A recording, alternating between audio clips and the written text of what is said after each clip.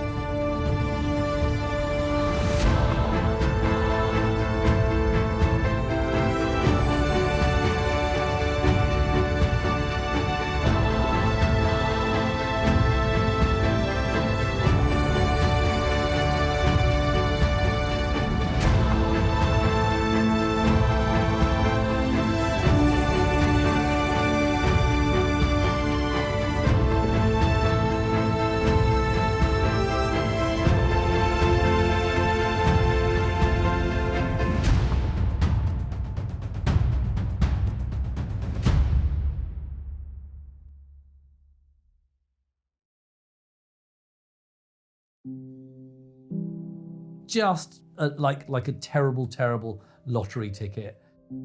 And they've seen horrors and atrocities that, we just can't begin to imagine. So for that, we've always got to respect them. We've always got to remember those who charged across those beaches that morning so many years ago. D-Day was one of the most influential battles in history. It marked a turning point in World War II and laid the foundation for the Allied victory in Europe. But to truly understand the monumental events of June 6, 1944, we must go back a couple years to a world swallowed in the horrors of a war that seemed like it was never going to end. In our armed forces, with the unbounding determination of our people, we will gain the inevitable triumph, so help us God.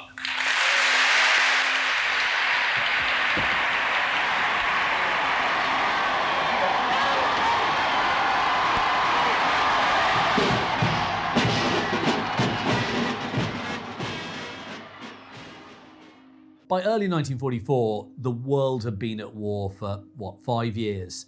And during that time, we'd seen the Nazi empire expand massively. But then, by about 1942, the tide begins to turn.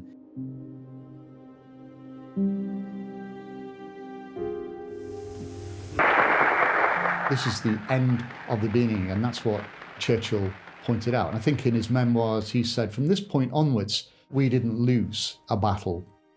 Up to that point, we'd lost most of them. And I think it's a pivotal turning point. Towards the end of 1942, we can see two things. First of all, Rommel's defeated at the Battle of El Alamein. Effectively, the war in the desert is going to be over by the end of 1942, early 1943. And the Soviets have pushed through around Stalingrad. They knocked over Romanian and other troops that have protected the flanks of the German army. And the German Sixth Army under Paulus is stuck at Stalingrad. Stalingrad on the Eastern Front, 42-43. The Allies, the British, the Americans, and so forth, they win the battles in North Africa. And of course, the Allies are landing in Italy and a big campaign is being fought there. So Hitler is starting to be squeezed. But what needs to happen still is a massive Allied invasion of Northern Europe. An invasion that needs to push its way all the way through to the heart of the Third Reich. And that, of course, is the Nazi capital, Berlin. Berlin has to fall. The Japanese have treacherously violated the long-standing peace between us. American ships have been sunk. American airplanes have been destroyed. Many American soldiers and sailors have been killed by enemy action. That since the unprovoked and dastardly attack by Japan, state of war has existed between the United States and the Japanese Empire.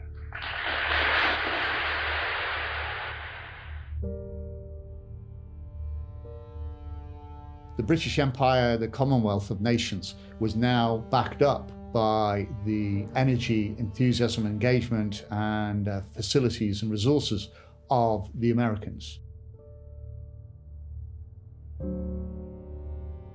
The Allied commanders knew that Hitler was seriously overstretched. He was fighting this kind of life and death struggle on the Russian front. He had lost in North Africa. He was fighting in Italy.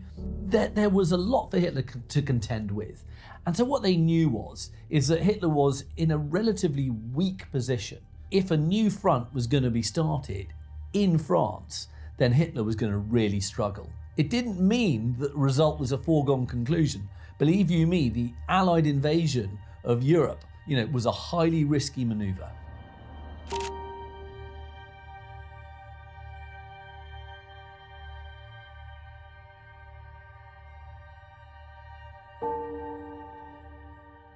(1943) sees this really crucial conference at Tehran, the capital of Iran.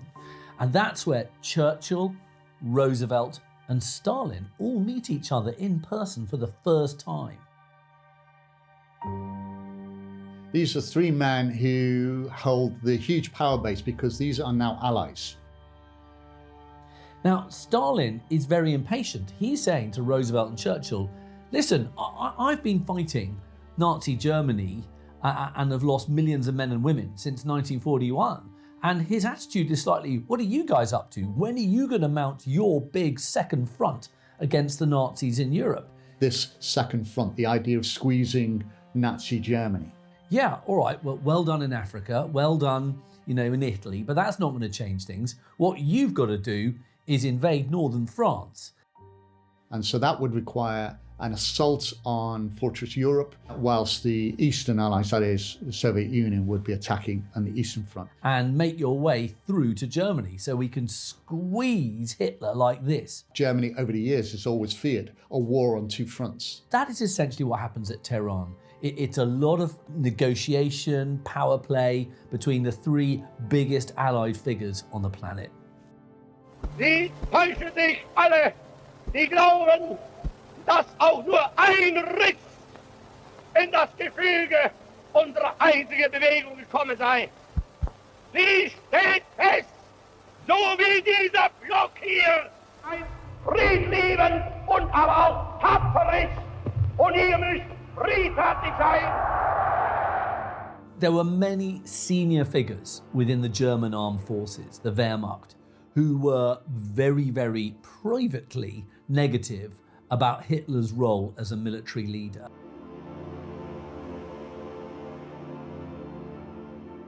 Hitler saw himself as a kind of tactical and strategic genius. And he would look at maps of his generals and he would tell them what's what. But the generals, they knew that some of the things he was asking them to do were just futile and hopeless. It will not be by German hand that the structure of Europe will be rebuilt. There's a lot of negativity buzzing around the German High Command. Jugend ist uns verschrieben und verfallen mit Leib.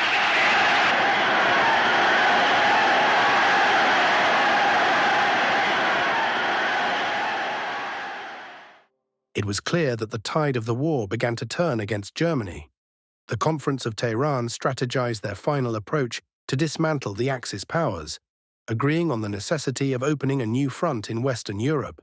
With this in mind, it became clear that an audacious invasion plan was needed, one that would shake the Nazi stronghold to its core. Fortunately for the Allied forces, they had a man on their side who was perfectly suited to help lead this plan. Our enemy in this campaign was strong, resourceful, and cunning.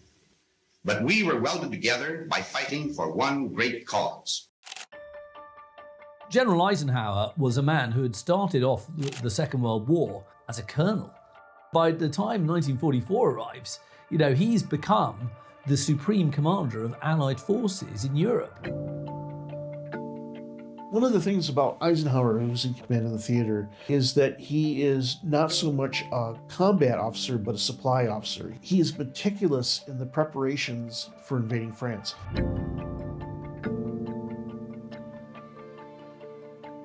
So he's an incredibly skillful, very able commander and draws an enormous amount of respect. And of course, it's going to have to be an American in charge of D-Day because it's the Americans who are supplying the bulk of the armour and the men. Even though it's a massive combined operation with British, Canadians, troops in the British Empire, New Zealanders, Australians, you name it, but ultimately America is in charge and Eisenhower is the man in charge of the Americans. After the US president and Churchill, he's probably the most important person in all the Allied forces. The thing about D-Day is it had to have a supreme level of planning. Other amphibious assaults in history had been disastrous. A particular example of that was Gallipoli in 1915. And the British and French who landed at Gallipoli had landed with ill preparation. They hadn't got the maps, they hadn't got the plans, they hadn't got enough men, they hadn't got enough boats. This couldn't happen again. So the reality of D-Day is it needed a huge amount of planning and preparation. And that meant at all levels. The Allied preparations for Operation Overlord, which was one of the code names given for D-Day, were absolutely immense. You've got to imagine that the whole of southern England is basically turned into a kind of holding area for millions of troops, hundreds of thousands of vehicles, tanks, you name it. You've got landing craft, naval ships. I mean, this is truly the best part of an entire country basically being turned into a huge military base. The world had never seen anything like it because this was going to be the biggest amphibious invasion ever carried out in the history of mankind. Well, we brought most supplies right over the open beach. Like we'd practiced it and like we'd made up as we went along. We worked a 24-hour shift. Ducks, lights, rafts, rowboats, all sorts of Rube Goldbergs. The stuff just kept pouring in. Tanks, trucks, food, ammo, guys, millions of things. One of the reasons why the Allies chose Normandy was because they knew that the point closest to Britain, which of course is Calais in northern France, it's only like 20 miles, was really heavily fortified. The simplest place to land in terms of distance travelled would have been at Calais. What the Allies wanted was to deceive the Germans into thinking that that's where they were going to cross the channel. So there were lots of deception operations carried out. Things like, inflatable tanks. So that any reconnaissance planes that were flying over would see a whole series of tanks and men. Would look down and think there are even more tanks than there actually were. All sorts of deception operations carried out by spies and intelligence agents. Who would plant the ideas that there would be landings at Calais. And there were also deception operations carried out to make the Germans think that actually an invasion would happen in Norway. Diverting attention away from the main assault, which was going to be in Normandy. They were diversion tactics, essentially, and they worked really well. But nothing is more certain than that every trace of Hitler's footsteps, every stain of his infected and corroding fingers will be sponged and purged, and if need be, blasted.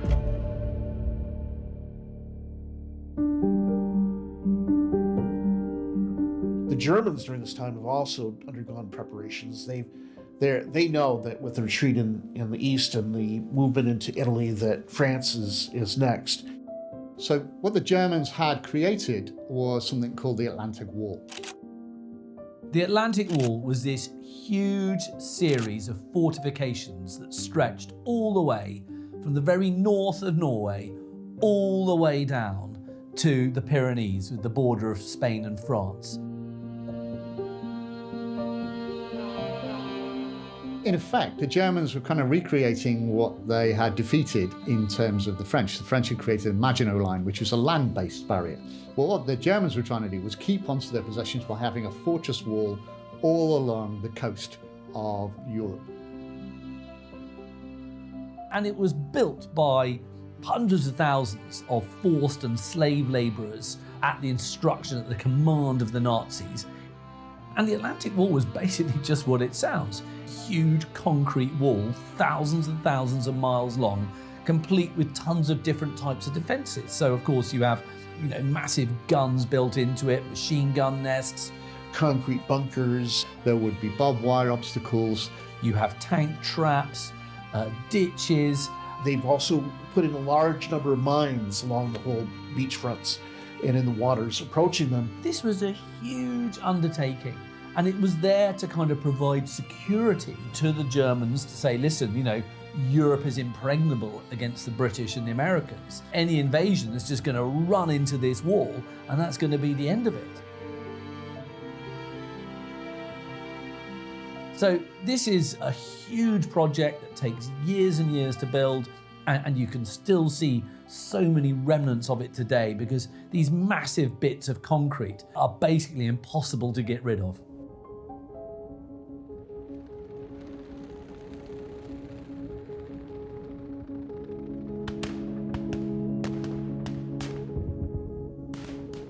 In order to prepare for D-Day, the Allies mount this enormous bombing campaign of northern France. They want to take out as many facilities that are useful for the Germans as possible. So they're going to take out factories, they're going to take out bridges, they're going to take out, obviously, German units if they possibly can. This is a way of basically giving the Germans a complete pasting before the invasion happens.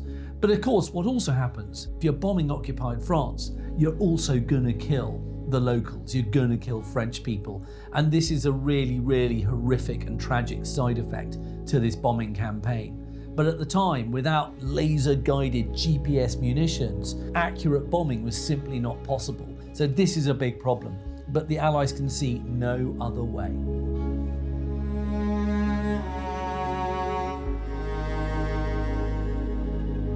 One of the big innovations that they undertook for the D-Day invasion is that they didn't think they would be able to take a port right away. They're going to land on the beaches and then eventually take a port. So they need a harbor in which to land supplies and other things and further troops. So they build these big concrete caissons that they're going to sink when they get to the beach to create a protected harbor. And so they've actually created a harbor in advance in pieces in Britain that they then construct as around the beachhead when they take the beaches. The weather is the one thing that the Allied commanders can't control. And on the 5th of June, it is seriously stormy. They have to delay. They can't just sit around for ages and ages and ages because boats are going to run out of fuel, everyone's on standby, things have got to happen. But of course, Eisenhower knows that if he launches this invasion during a storm and he loses hundreds of thousands of men to the storm, then D-Day will fail. And so they have to make a decision. Are they going to go tomorrow? And it's up to this man called James Stagg, who's the chief meteorologist. And he's got an enormous decision to make. He's got 3 separate teams all giving him 3 separate forecasts. Remember, there is no long-range forecasting in 1944. There are no satellites. You can only really accurately forecast up to 2 days ahead. After that, it's just pointless. And Stagg says to Eisenhower, Montgomery and the Allied leaders, I think there's going to be a break in the weather on the 6th of June, and I think that's the day we've got to go. And there are some other meteorologists who simply disagree with that and think it's going to be a disaster. But Stagg says to Eisenhower, I think that's when we're going to have to do it. And Eisenhower looks at him and goes, I think you're right.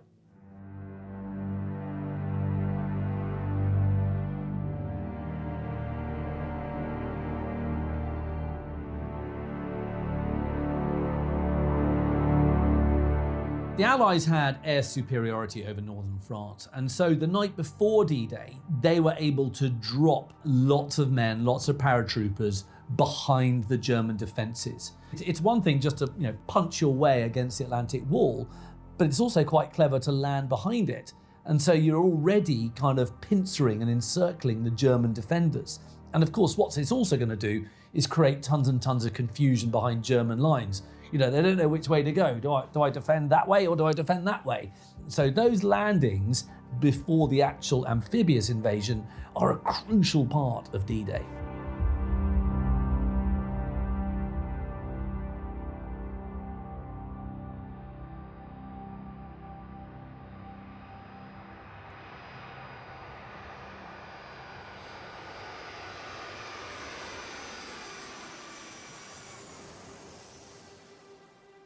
Perhaps my most vivid memory was as we flew in, just when I was expecting the light would come on for us to jump, a Sterling aircraft flew right across our path. And then we hit tremendous turbulence, and all my men were thrown to the floor, and at that moment the green light to jump came on. I realized there's nothing I could do, so I just jumped into the darkness, and to my astonishment eventually landed exactly where the pilots try and get us to land.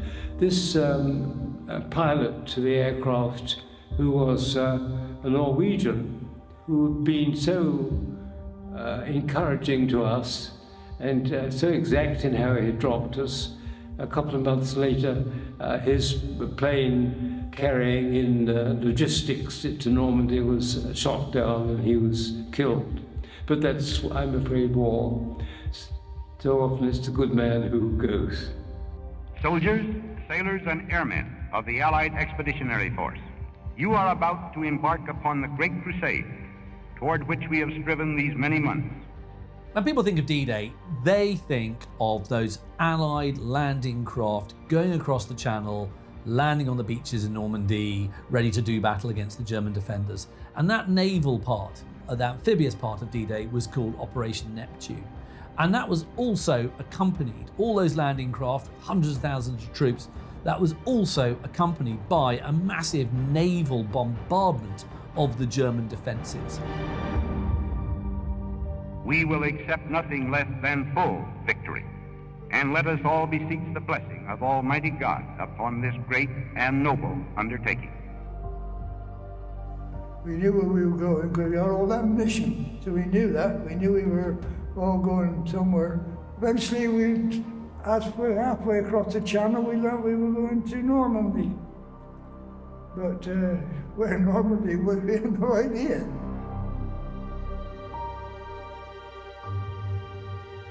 So you've got to imagine what it would have been like to have been a German soldier.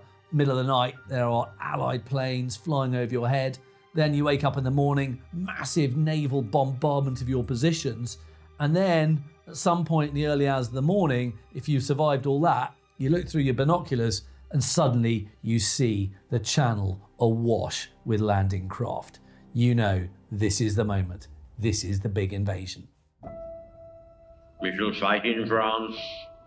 We shall fight on the seas and oceans. We shall fight with growing confidence and growing strength in the air.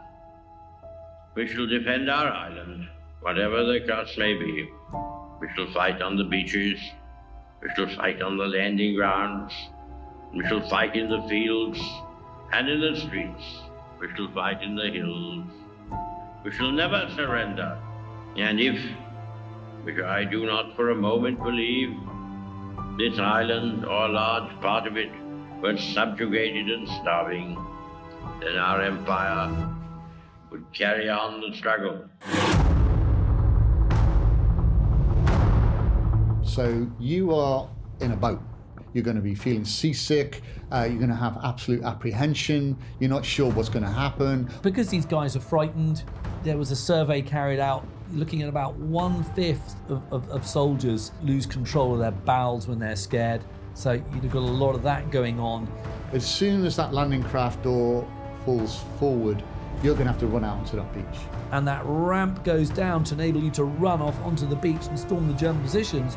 You are met not by a friendly wave, but you are met by a hail of machine gun fire, some of which is just going to cut straight into your boat and kill all of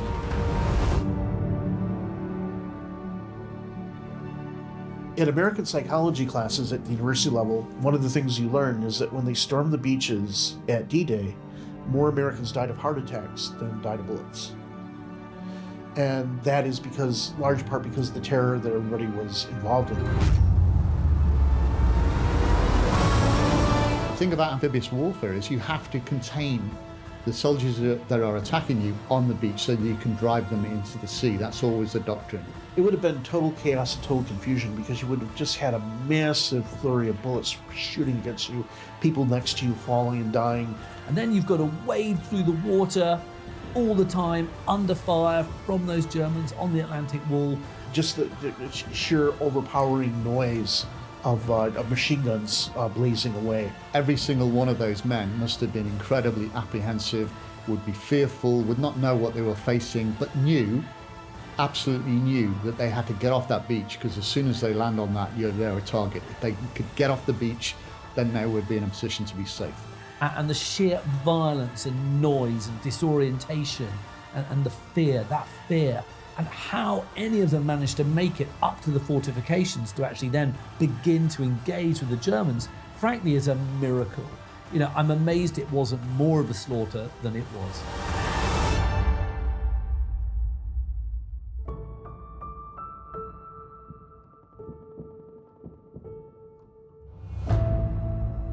But as soon as the boat hit the beach, it all got serious.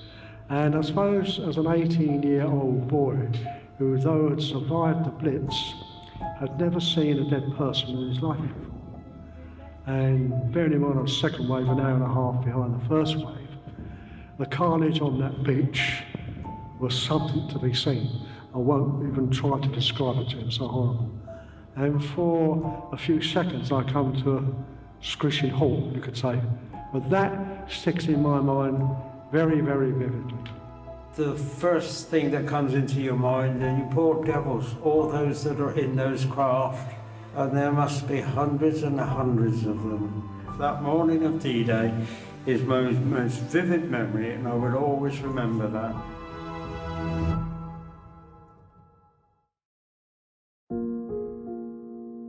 They had done practice runs in Britain. They had actually put people through the same type of stormy situations that they might have encountered. In fact, in those practice runs, they also shelled the beaches so that you could see what it was like to land where there were pockmarks in the soil and everything else. So they thought that they had prepared the troops enough, but actually large number of the troops were terrified when they actually have to face the actual guns being, on the beaches in front of them. One of the preparations that the Allies had made for the assault was to create new landing craft and new training, but also to design a whole series of tanks that have different capabilities. There were flamethrower tanks, there were tanks that would lay bridges, and there were also tanks that would be able to swim. Duplex drive tanks that had like a curtain that would allow the tanks to swim ashore, drop the curtain, and then deploy their guns on the beach.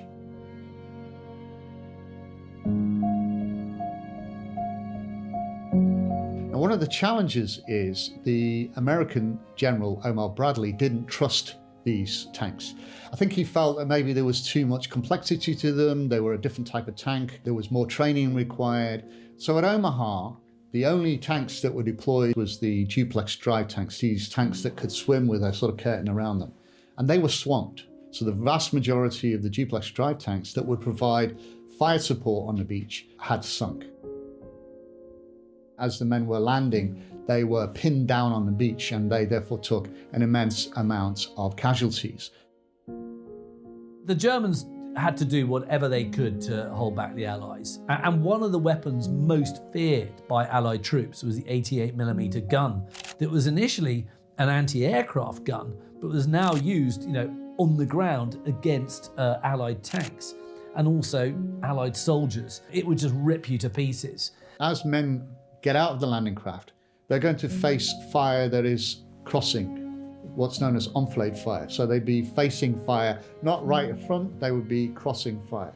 And so these would be from the obstacles and defensive positions all the way along those beaches. The Germans were using any form of armament, any form of weapon they could use to try and kick the British and the Americans and the Allies out of Normandy. There were 5 landing beaches on Normandy on D-Day. They varied in the intensity of violence that took place on them. You know, it's often said that Omaha was probably the toughest. Omaha has high cliffs and what the Americans refer to as draws, these slot-like valleys that would lead you to freedom. So really for the Americans landing at Omaha Beach, they had to face this fire and then they had to face the cliffs that they had to then try and assault. It was incredibly challenging. They were hell on earth. You are asking, you know, young men to run across very, very long stretches of sand, wearing all their heavy kit, while being fired upon by really well dug in German troops in machine gun nests behind yards, meters of concrete. And one of the studies that's done recently has shown that the sands on Omaha Beach have a higher percentage of phosphate, in other words, of human bones. I can't imagine a more horrific thing to have to do, and it tells you so much about the bravery of these guys that they did it.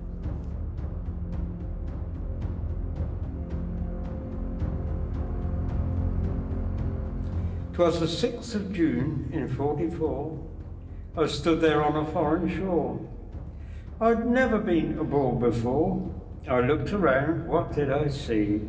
White-faced young men, beached by cruel sea. They were alive the day before, but now no more. What price to pay to make us free? Many years have passed, yet still we pray for souls passed on from that D-Day. Around 4,400 Allied troops were killed on D-Day. Now that, of course, is an enormous number. I mean, that's a whole respectable sized town just dead just on those 5 beaches. But actually, the Allied commanders saw that as a price worth paying, and in fact, probably a lower price than they had anticipated. So even though that is a big number, in the scheme of things, it was considered what we'll today call a result. I was left with 2 wounded Germans, one possibly about my age, who'd been hit in the legs, he couldn't walk. The other one more severely wounded. He was in great pain.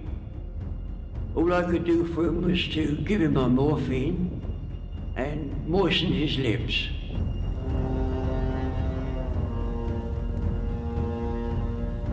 When I was picked up by a German patrol, it was only the fact that the young German spoke up on my behalf, I feel sure, and pointed to his comrade, and he must have told him that I'd looked after him, given him morphine, and the whole atmosphere changed. They shook hands with me, got me onto a vehicle on the stretcher, and ferried me off to an advanced dressing station.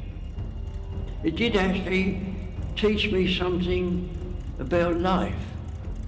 Doing a simple, what I thought was quite natural, humane thing to ease his pain would have those kind of consequences.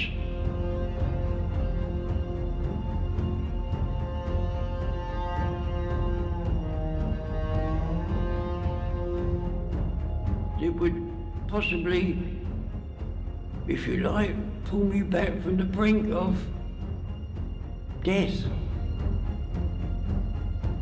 You need belief in your cause, in your leaders, in your training, and in the comrades around you. And above all, you need belief in yourself. Destruction has come full circle. Hitler's henchmen, still in power, today realize that Germany is held in an unrelenting vice, from which it and they will not escape. In the aftermath of D-Day, the beaches of Normandy were a shattered landscape, littered with the remnants of battle, burnt-out tanks, twisted barbed wire, and the bodies of fallen soldiers. Yet beyond the devastation, a turning point had been reached. Allied forces surged inland, breaking through the fortified German defences that had once seemed impenetrable. Exhausted but determined troops pushed forward, knowing that every mile gained brought them closer to ending Hitler's reign of terror.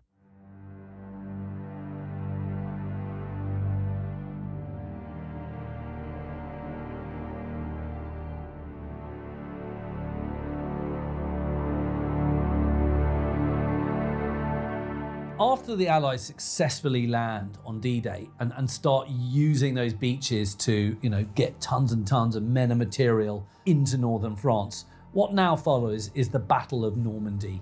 And that is a very, very attritional, tough battle. Shortly after D-Day, two things occur. First of all, there's a coup against Hitler's leadership within Germany, Operation Valkyrie. It fails, but it shows just the limited support that Hitler still has amongst the commanders.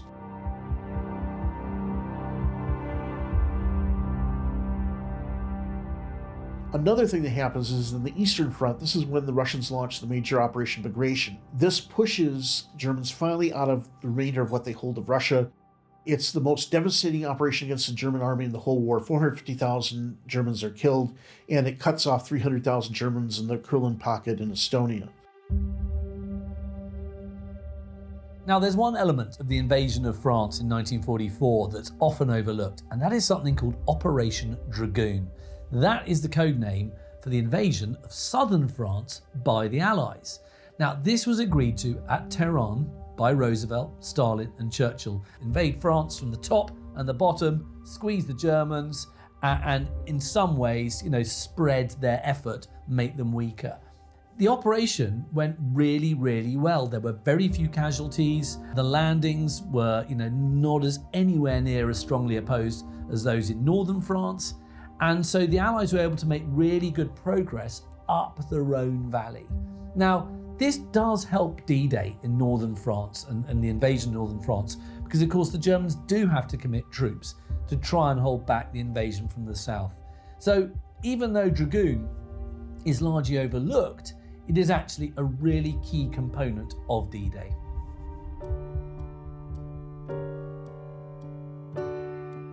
The liberation of Paris is of course an absolutely symbolic moment for the Allied invasion. Hitler had ordered the Germans there to basically destroy the city, to flatten it. But the German garrison there realizes that as the Allies approach, they're not going to win, they're going to be encircled, you might end up with is going to be a kind of siege, people are going to starve. So actually Paris falls relatively easily. I'm not saying it was just a shoo-in, but I'm saying it's not the sort of horrific siege that some imagine it might have been. But it was a symbolic and really pivotal moment when the French were able to take back their beloved city with Charles de Gaulle rolling into Paris. This is a hugely symbolic moment. France had been humiliated by Hitler in 1940. Those images of Hitler posing near the Eiffel Tower, of course, represented utter capitulation.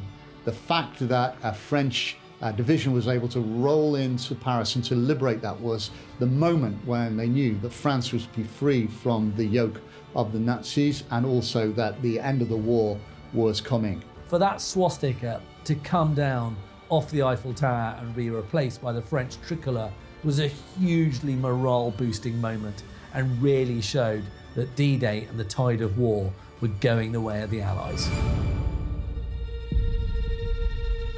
But there was also a really dark side to the liberation of all these French towns and cities, because sadly many French people had collaborated with the Germans, either collaborating through literally assisting the military effort, fighting for the Germans, and of course you'd had something that was called the collaboration horizontale, horizontal collaboration, which referred to the fact that some French women would sleep with some of the German occupiers, and that again was seen as being a form of treachery.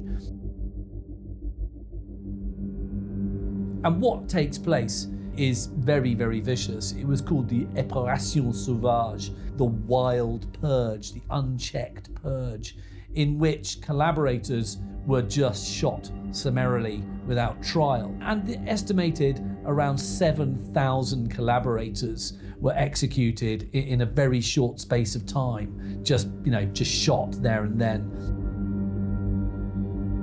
Then you have the punishment meted out to the women who had committed what was called horizontal collaboration, and these, of course, were the women who had slept with Germans. After towns are liberated, they were kind of hauled out, their heads were shaved, they were stripped, and they were shamed into walking naked or partially stripped through the towns, where baying mobs would throw things at them and insult them. Really, really horrific.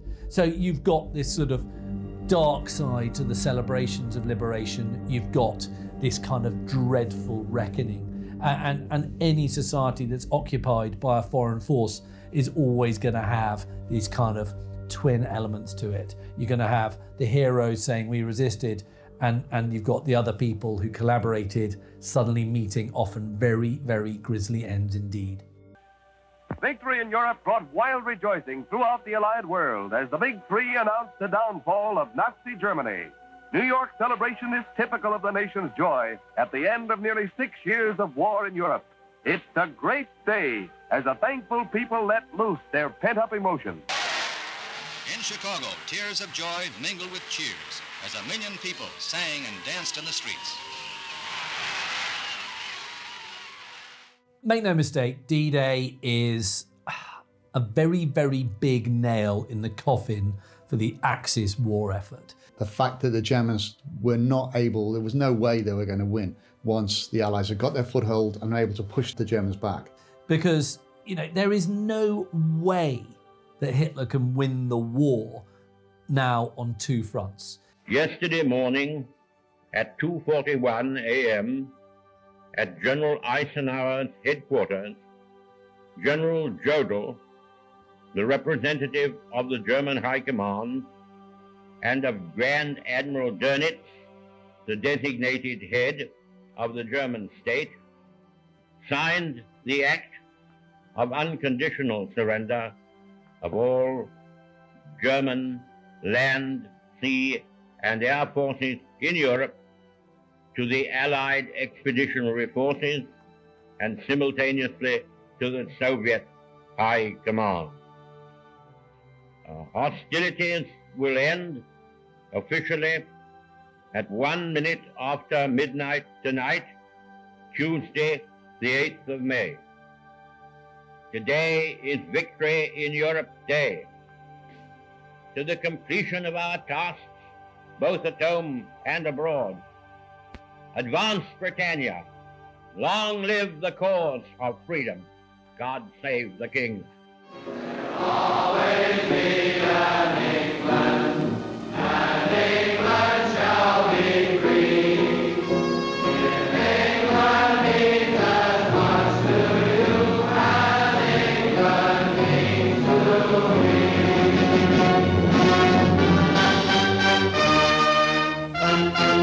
But one of the things we have to remember, of course, is that D-Day, whilst it being a significant and major battle, we mustn't forget the might of the Soviet Union.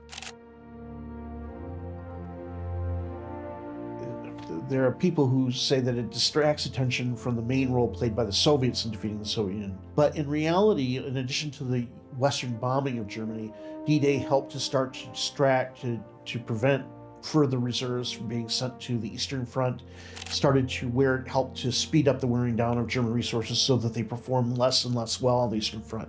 He's got Stalin, the Red Army in the East, millions and millions of men and women attacking from that direction. And then he's got the British and the Americans and the French and Canadians and other allies coming from the West. To really squeeze the Germans and to destroy them. Ultimately, Hitler is now being squeezed in a massive, massive continental vice. And that is just going to be absolutely unstoppable.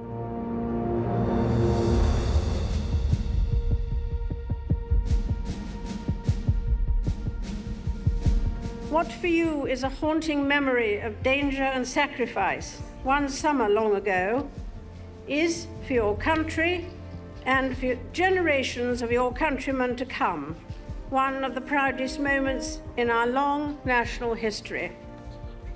I take it upon myself to express the immense debt of gratitude we owe to you all. I salute you and thank you on behalf of our whole nation.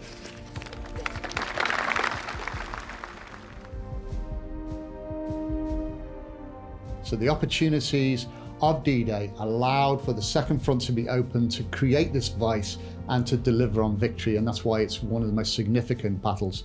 So D-Day, regardless of how you measure, was had a huge impact on the end of the war and helped speed it up. And so D-Day is one half of that unstoppable force. It is a massive moment.